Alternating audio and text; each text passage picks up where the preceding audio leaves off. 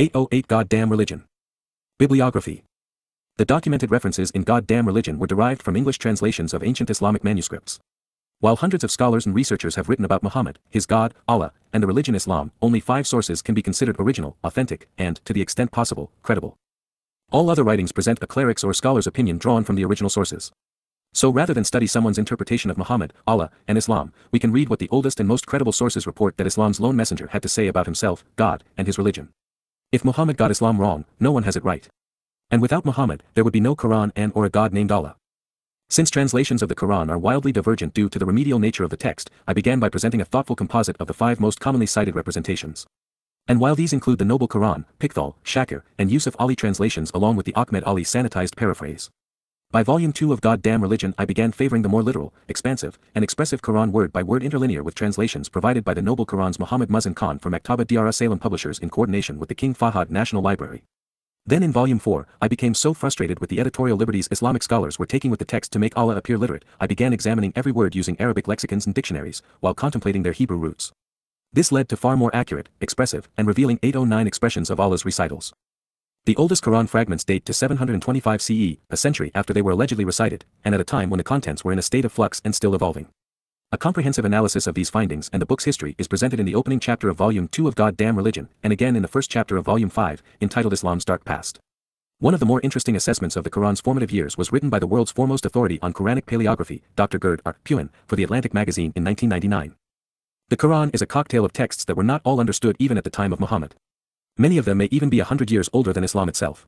Even within the Islamic traditions there is a huge body of contradictory information, including a significant Christian substrate, which one can derive a whole Islamic anti-history. The Quran claims for itself that it is mubin, or clear, but if you look at it, you will notice that every 5th sentence or so simply doesn't make sense. Many Muslims will tell you otherwise, of course, but the fact is that a 5th of the Quranic text is just incomprehensible. This is what has caused the traditional anxiety regarding translation.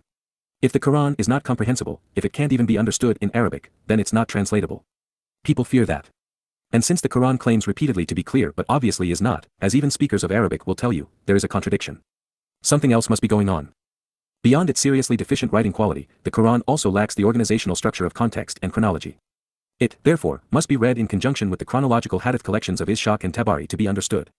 And to that end, Goddamn Religion was composed using this approach. 810 The Sirat Rasul Allah was compiled by Ibn Ishaq in 750 CE.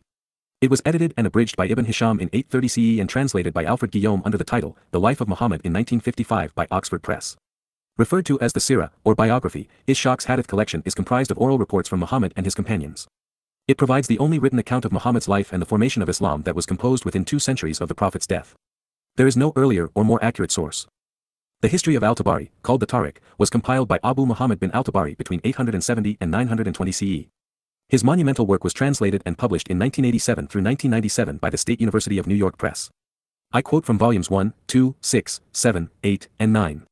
Tabari's history is comprised entirely of Islamic hadith. It is arranged chronologically. Tabari is Islam's oldest and censored source. Al-Bukhari's hadith, titled Sahih al-Bukhari, The True Traditions, was collected by Islamic scholar Imam Muhammad ibn Ismail al-Bukhari between 840 and 860 CE. I have quoted from the 9-volume original English translation by Dr. Muhammad Muzzin Khan, the director of the Islamic University, Al-Madinah. It was published by Maktaba Dar Salam in Saudi Arabia of the King Fahd National Library in July 1997.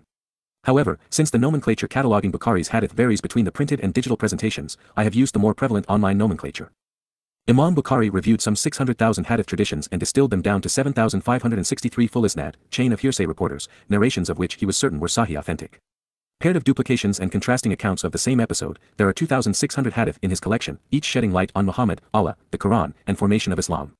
811 Muhammad al-Bukhari began his research in the Masjid al-Haram in Mecca before moving to the Al-Masjid an-Nabawi in Medina, establishing the final collection in 846 CE, 232 AH, where it was thoroughly examined and verified by the most celebrated Islamic scholars of the day.